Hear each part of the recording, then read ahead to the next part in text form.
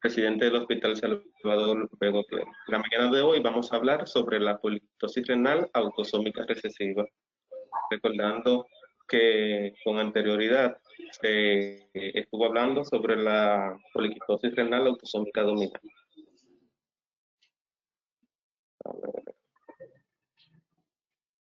Podemos iniciar diciendo que la polikitosis renal autosómica recesiva es una enfermedad hereditaria que forma parte del grupo de las ciliopatías o alteraciones del cilio primario. Más adelante vamos a ver el porqué de esto. Esta se produce por una alteración del gen PKHD1 que codifica las proteínas fibroquistina o polidiptina y está implicada en el funcionamiento del cilio primario. Es una enfermedad con un espectro fenotípico amplio que puede tener manifestaciones severas incluso desde la etapa prenatal. Recordando la base genética de este trastorno, es un trastorno autosómico recesivo, como bien les dije, y por ende, para que ésta se pueda expresar en una entidad, en una persona, pues debe ser que ambos padres, ambos progenitores, sean portadores de la enfermedad. Y en ese caso, y siguiendo pues esta ley genética, el 25%, o sea, cada descendiente tiene un 25% de padecer la enfermedad. Así, otro 25% tiene la posibilidad de estar sano y un 50% de tener, de ser portadores sanos. Porque para que se exprese la enfermedad, pues deben estar los dos genes, como es típico de este tipo de herencia. Tocando un poco de historia sobre la enfermedad poliquística renal, cabe decir que para el 1841 se describió por primera vez la degeneración quística de los riñones. Ya para 1888, pues se hablaba y se estudiaba a los riñones poliquísticos como un síndrome. Una década más tarde, pues entonces con el estudio de ciertas familias se le dio el carácter de herencia que la misma presenta. Se dice que morfológicamente no fue ya hasta el 1902 cuando se conocieron sus características y estas no fueron descritas hasta el 1947. En la primera clasificación de la enfermedad poliquística renal autosómica recesiva fue dada en el 1964 por Ozanam y Potter, los cuales la clasificaron o sea, dependiendo la edad en la que se diagnosticaba, pero esta edad casi siempre era pediátrica. Y no fue hasta el 1994, o sea, prácticamente el otro día, fue cuando se pudo identificar el locus que causaba dónde estaba ubicado el locus que causaba la enfermedad. Tocando un poco de la epidemiología de la misma, cabe decir que esta tiene una incidencia de 1 por cada 20.000 nacidos vivos. Su diagnóstico en la adultez es muy poco frecuente y es 2 veces más frecuente o sea, 2 veces menos frecuente que la autosómica dominante. Cabe decir que a pesar de que no tiene una predilección por el sexo, hay algunos pequeños estudios que se ha visto una mayor agresividad de la misma en el sexo femenino. En cuanto a la genética, pues solo se ha identificado un gen que es causante del misma, que es el PKHD1, como le dije anteriormente, el cual se localiza en el brazo corto del cromosoma 6, el cual codifica las proteínas denominadas fibroquistinas o polidiptina. Y se han localizado estas proteínas a nivel de los túbulos renales, en el hígado y en el páncreas. Y es por eso que más adelante vamos a ver que las manifestaciones de este trastorno pues son prácticamente en estas entidades. De hecho, este trastorno en conjunto con otros que tienen alteraciones de estas bases proteicas son lo que se les denomina en conjunto como las ciliopatías. ¿Pero qué es el cilio? Bueno, en las células eucariotas realmente existen 2 tipos de cilios, los primarios o no móviles y los secundarios o móviles.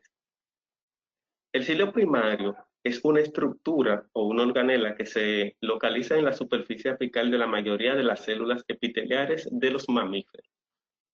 En concreto, en el riñón, pues esta se expresa prácticamente en todas las células epiteliares, exceptuando las células ubicadas a nivel del túbulo colector. El cilio primario, pues entonces se compone de 9 dobles parejas de microtúbulos rodeadas por una extensión de una membrana celular. Y esta en sí, pues componen una serie de transporte que va a dirigir el movimiento y función del. Los defectos estructurales o funcionales del cilio primario o del epitelio van a poseer un papel clave en el desarrollo de distintas patologías renales y que se han identificado pues prácticamente por mutación a nivel de estos genes que la pueden causar.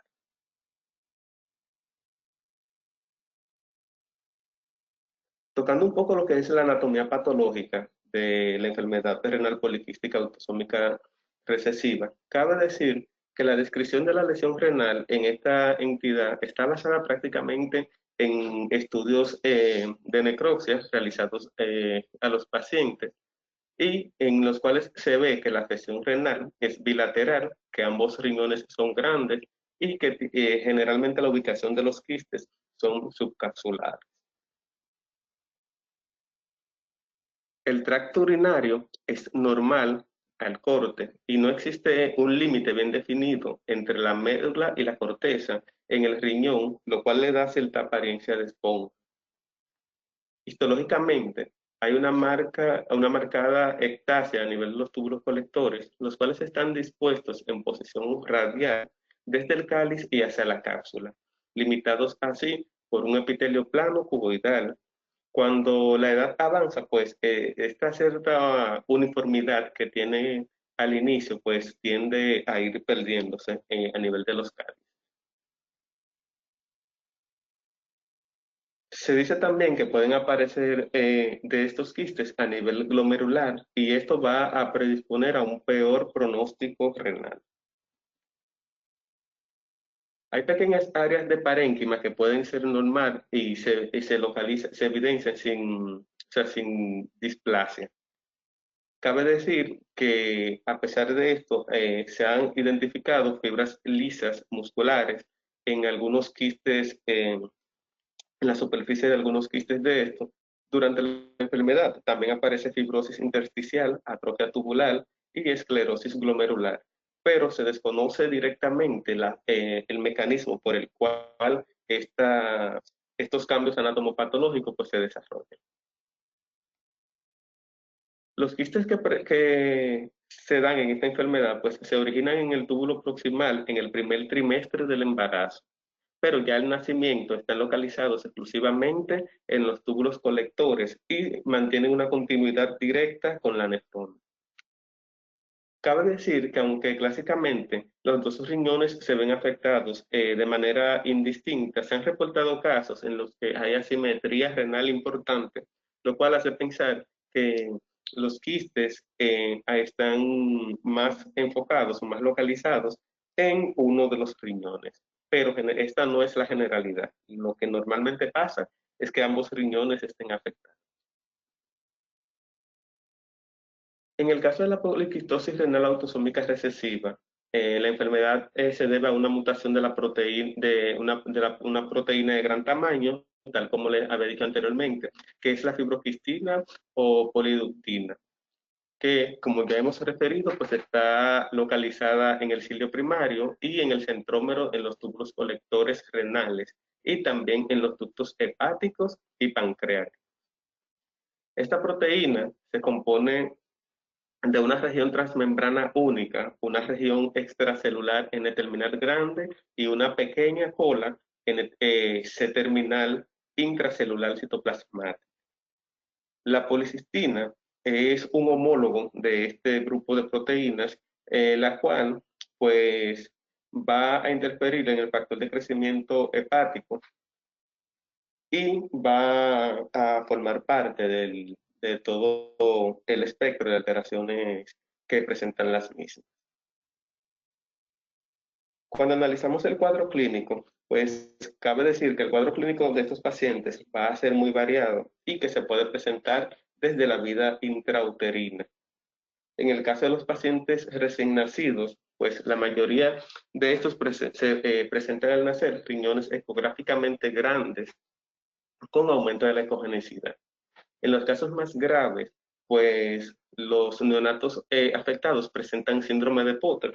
Recordar que el síndrome o fenómeno de Potter se da prácticamente por una insuficiencia renal de base que se va a manifestar con una oliguria y esta a la vez va a reflejarse en un oligohidramnios que a la larga va a llevar a una hipoplasia pulmonar. La mortalidad neonatal eh, se relaciona con la afectación pulmonar directamente, más que con la evolución renal, pero como le dije anteriormente, es todo parte de un fenómeno, de un proceso. Y las complicaciones atribuidas a lo mismo son los que pueden dar al traste con la vida del recién nacido en los primeros días. Ya analizando de manera más general el cuadro clínico, que como le decía suele ser muy amplio, pues desde luego estos pacientes van a presentar una enfermedad renal crónica, ya que el filtrado glomerular en los primeros años tiende a incrementarse. Luego de ahí hace una meseta de estabilización y tiende a declinar de manera gradual a medida que se va desarrollando la enfermedad, sobre todo el aumento de los quistes. En los estudios de Thorne y colaboradores, pues se comunicaba que en los pacientes adultos una pérdida anual de aproximadamente 3 mililitros minuto de tasa de filtración glomerular. La supervivencia renal oscila, según diferentes estudios, en un 86% a 5 años, siempre y cuando el paciente sobrepase la etapa de recién nacido. Y se dice que un 71% de estos pacientes tienen una sobrevida renal sin llegar a enfermedad renal terminal a unos 10 años. Del 56 al 67% a los 15 años, un 42% a los 20 años, y se dice que incluso que hay una cantidad de pacientes que pueden llegar hasta la quinta y sexta década de la vida sin una terapia renal sustitutiva. Todo va a depender de qué tan agresivo o no sea el cuadro de la enfermedad. Otra presentación clínica que vamos a tener es el retraso del crecimiento. Y esto va a estar marcado por varios factores. Recordar que por el aumento del tamaño renal, hay un aumento en la presión intraabdominal y por ende un efecto mecánico que va a dificultar la alimentación de estos pacientes. Por tanto, hay diferentes estudios, tanto norteamericanos como españoles, que dicen que estos pacientes van a tener un retraso en crecimiento de aproximadamente un 25% de los mismos. Hay otros estudios que se realizaron en España. Este es un estudio retrospectivo que analizó a 49 niños con, con el diagnóstico y un 22.5% de los mismos presentaron retraso del crecimiento. Como le decía anteriormente, este retraso del crecimiento puede estar asociado a múltiples causas, como por ejemplo el mismo desarrollo de la enfermedad renal crónica, eh, los déficits nutricionales y los trastornos mecánicos.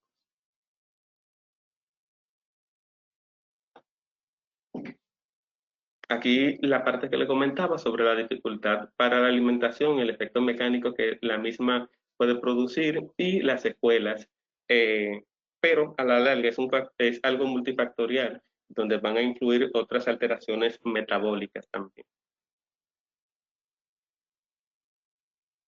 Con respecto a la hipertensión arterial, esta tiene una incidencia en estos pacientes entre un 55 y un 76% de los casos, y cabe decir que tiende a ser una hipertensión de difícil manejo. Suele ser de comienzo temprano, excepcionalmente aparece por encima de los 18 años de edad y es de difícil control en los primeros años de la vida. Tiende a mejorar con la edad e incluso, aunque empeore la tasa de filtración glomerular. Es decir, independientemente de la enfermedad renal vaya avanzando, pues eh, se ha visto que puede haber cierto control de los niveles tensionales o mejoría de este control. Su patología aún no está completamente aclarada, pero debe ser atribuible a múltiples factores. Se postula una relación con un aumento de volumen extravascular, con relación al sodio, y por otro lado, pues también parece implicado el sistema renina-angiotensina-aldosterona con una sobreexpresión local a nivel de los túbulos de las nefronas afectadas. Y esto explicaría que los niveles de renina eh, permanezcan normal a nivel sérico. Estos pacientes también están predispuestos a presentar infecciones de vía urinaria, las cuales pueden ser recurrentes y con agentes de difícil manejo. Se dice que entre el 18 al 20% de estos pacientes, según algunos estudios estadísticos, van a presentar frecuentemente en infecciones de orina. Y estos datos son más, también orientan que son más frecuentes en el sexo femenino. La hiponatremia es otra de las presentaciones clínicas que puede verse en el cuadro de estos pacientes. Se ha comunicado en diferentes estudios con una incidencia comprendida en hasta el 30% de los casos. El hallazgo de hiponatremia es más frecuente en los primeros meses de vida y aumenta de manera inversamente proporcional con la edad gestacional. No está clara su relación directa con el grado de insuficiencia renal y se está estudiando su posible relación con el cuadro de hipertensión.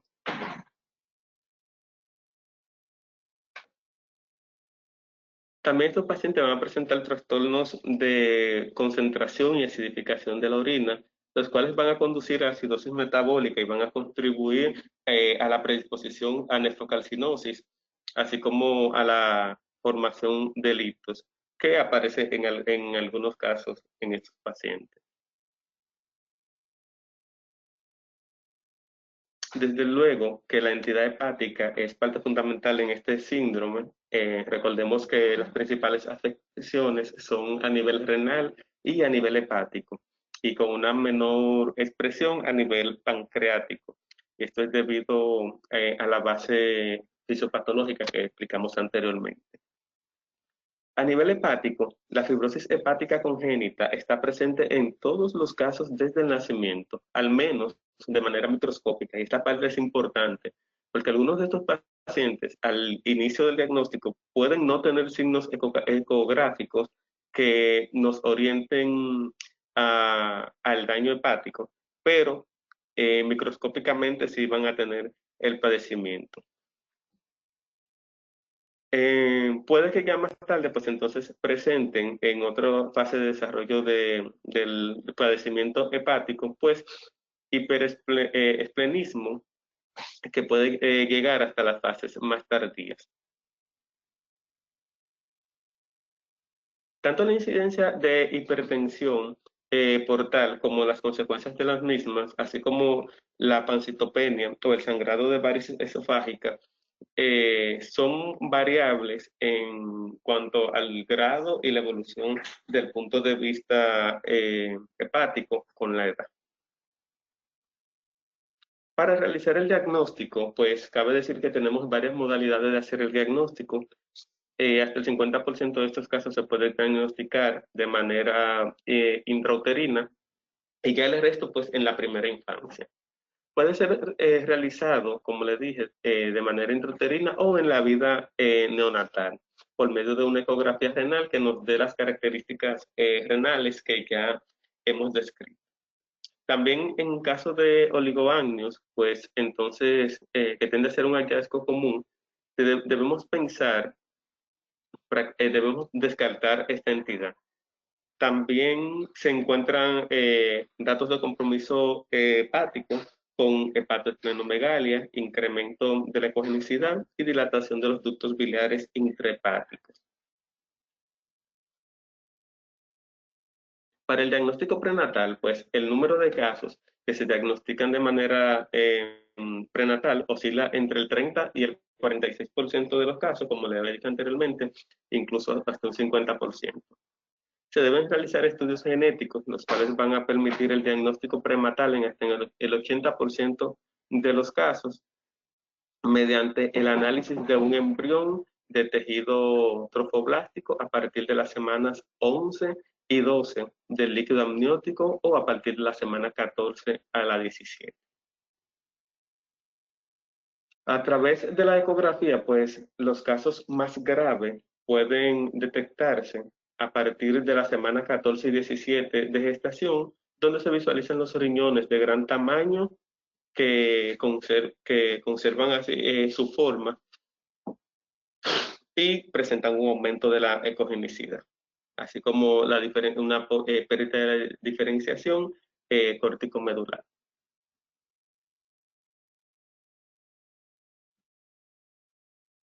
En cuanto al diagnóstico postnatal, pues hay varias formas de hacerlo. La ecografía generalmente, para que nos oriente a esta parte, va a tener un, va a tener un hallazgo de unos quistes que no van a medir más de 20 milímetros. Y esto va a ser una diferencia física casi siempre con respecto a la autosómica dominante. Cuando se realizan estudios de imágenes contrastadas, en este caso, pues lo que se va a ver es un retraso en la eliminación del medio de contraste que podría durar hasta 24 horas. En el caso de los estudios tomográficos, pues este prácticamente lo que nos va a dar una mejor delimitación de los quistes y ubicación, así como gravedad de los mismos.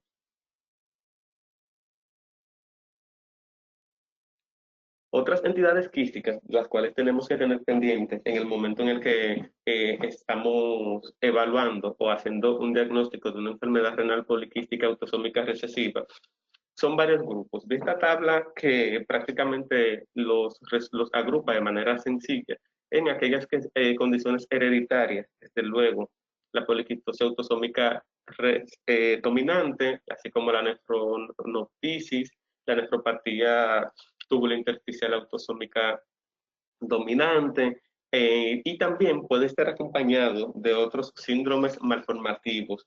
Entre ellos siempre se menciona el síndrome de Merkel, el cual se va a caracterizar por una malformación encefálica, más riñones poliquísticos y polidactilia. Hay otros síndromes que cabe mencionar que pueden también hacerse diagnóstico diferencial, como el síndrome de Joubert, el síndrome de von Hippel-Lindau, entre otros.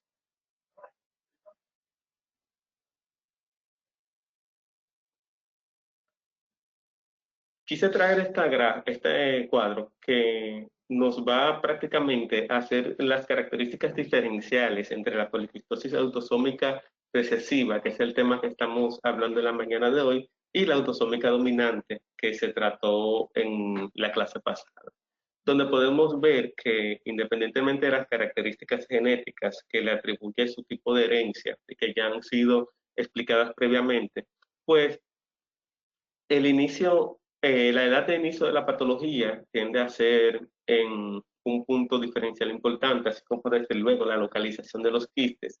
Recordemos que eh, en el caso de la autosómica dominante, estos se van a localizar en todos los segmentos de la nefrona. También con respecto al desarrollo de los quistes, que los quistes autosómicos recesivos, a diferencia de la dominante, tienden a ser quistes microscópicos en comparación a los mismos. También con respecto a las alteraciones extrarrenales, que las alteraciones extrarrenales de la autosómica recesiva generalmente se va a concentrar a nivel hepático y en ocasiones a nivel pancreático y con las complicaciones directas que esto implica. Sin embargo, la autosómica dominante pues tiene manifestaciones mucho más sistémicas, como vimos en la clase anterior.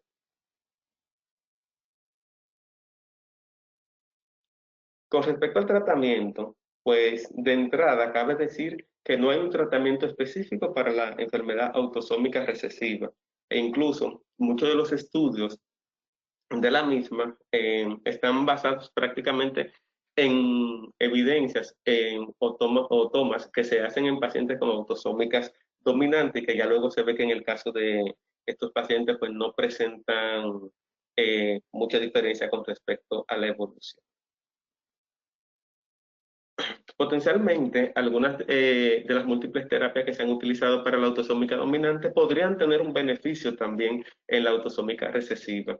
Entre ellas están los antagonistas de los receptores B2, como es el tolvaptan, del cual vamos a hablar un poco más adelante, así como también la somatostatina, y es que esta disminuye el AMP cíclico dentro del quiste y esto va a disminuir el flujo o sea, dentro de la cápsula y disminuir el tamaño del mismo.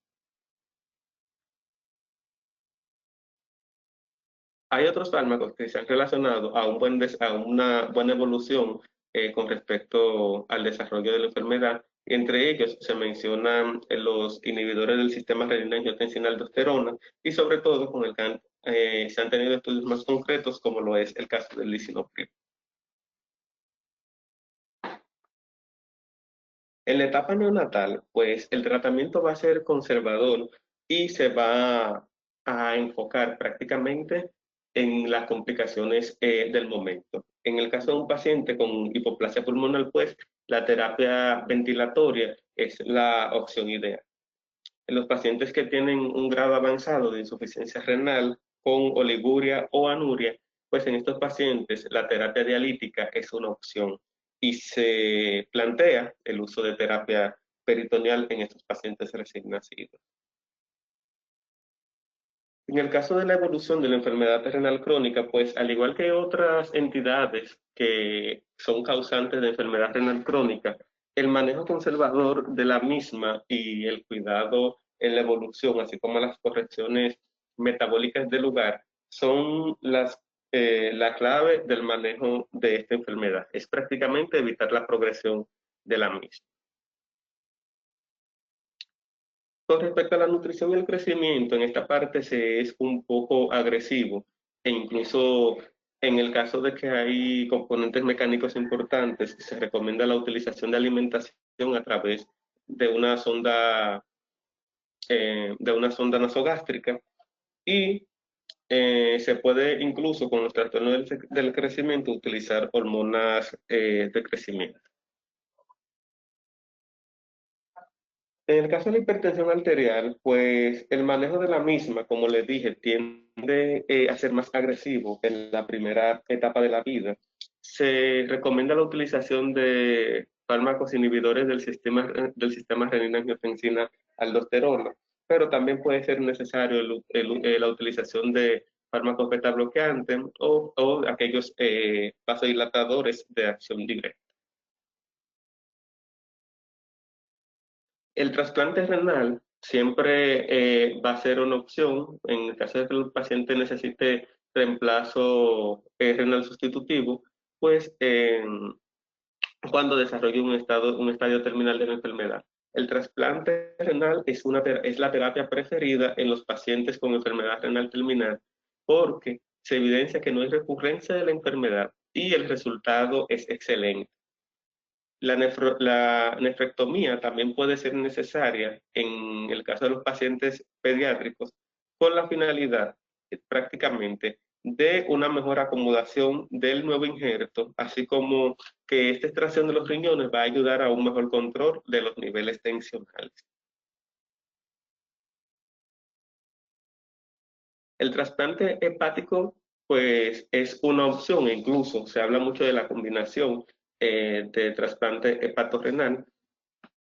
Estos pacientes generalmente los datos que van a orientar a la necesidad de un trasplante hepático van a estar relacionados con el nivel de gravedad que aparecen de las complicaciones graves de la enfermedad, como los riesgos de sangrado frecuente por sangrado variceal, la hipertensión portal, entre otros.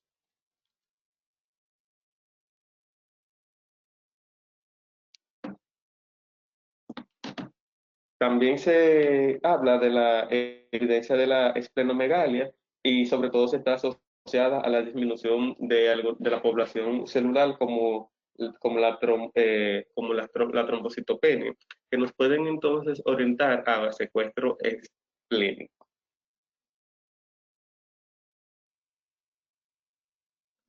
Con respecto a las terapias a futuro, hay varias consideraciones a valorar. Se habla de la derivación por tocaba, pero hay estudios que no la recomiendan porque la tienden a asociar con un aumento en la frecuencia de trastornos encefálicos asociados a la misma. También se habla de la reducción de los niveles de vitamina D y de vitamina E, así como o sea, que son vitaminas liposolubles, y esto debido a la condición general de estos pacientes de mala absorción. Entonces, en ese caso, lo que se recomienda es un seguimiento estricto y cuando sea necesario, pues entonces suplementar estos componentes. Sigue siendo prematuro iniciar cualquier terapia o ensayo clínico para la poliquitosis renal autosómica recesiva, y esta parte es importante, ya que hay poca literatura basada en dicho tratamiento, tal como les contaba en el inicio. Entonces, cabe decir que el bloqueo de la angiotensina con inhibidores de la ECA o de los receptores de angiotensina, existe evidencia de que este bloqueo de la angiotensina puede retrasar la progresión de la enfermedad renal en los pacientes con enfermedad poliquística autosómica dominante, y por ende pues también se tiende a utilizar en el caso de la recesiva. Estas postulaciones tienden a ser similares ambos, para ambas entidades. Se habla mucho incluso del uso del tolbactán, pero la literatura sitúa de que las indicaciones y los criterios terapéuticos van a ser los mismos que se utilizan en la autosómica dominante, que es la parte que ya fue expuesta anteriormente y que son estas las recomendaciones para el inicio de dicha terapia. El uso de tolbactán se ha demostrado en diferentes estudios incluso que a pesar de que disminuye el tamaño de la enfermedad, el tamaño de los quistes, ya cuando la enfermedad renal ha progresado, pues no hay una vamos a decir que una garantía de reversión de las mismas, y que por ende se recomienda el inicio temprano de esta terapéutica, teniendo en cuenta las diferentes criterios, e incluso en el caso de estos pacientes que tienen afección hepática marcada, la hepatotoxicidad que puede provocar el mismo, que bien se ha descrito que es poca, que es poco frecuente, pero que tenemos que tenerla en cuenta. Recordar también que el tolbactán, por su mecanismo de acción, pues va a tener la facilidad o las características de tratar la hiponatremia que se induce habitualmente en hasta el 25% de estos pacientes. Hay otras terapias que se suelen mencionar, como es el caso de los agentes hipolipemiantes, eh, entre ellos incluidas las estatinas, pero la evidencia sobre el mismo es controvertida. Además, recordemos también que las estatinas pueden alterar las enzimas hepáticas, que en estos pacientes termina siendo un tema de importancia. Entonces, de hecho, Optude no lo recomienda, pero dice que sí hay hallazgos controvertidos sobre el usarla o no. Y es que alguna de las estatinas se ha visto su efecto beneficioso en la detención de la progresión de la enfermedad renal. Con respecto al pronóstico y a la supervivencia, pues cuando el paciente recién nacido nace con un grado importante y bien expresivo de la enfermedad, pues cabe decir que se dice que si supera la etapa neonatal, el paciente tiene una mejor sobrevida, pero que hasta el 50% de los casos que nacen con hipoplasia pulmonar, sobre todo, no lo presentan. La supervivencia inicial depende pues, de la evolución en el periodo neonatal. Recuerden que le dije anteriormente que las principales causas de muerte van a estar asociadas a las complicaciones pulmonares, que van a ser secundarias, sí, a una falla renal de inicio, pero que esta falla renal y que se va a evidenciar con oligohidráneos no va a ser directamente la causa de muerte. Esos pacientes pueden fallecer por neumotórax y otras complicaciones que estén relacionadas con la mecánica ventilatoria. Según los datos del registro alemán de CERRES y sus colaboradores, la supervivencia al año de estos niños fue del 94%, incluso superior a la de las niñas, que fue de aproximado un 80%.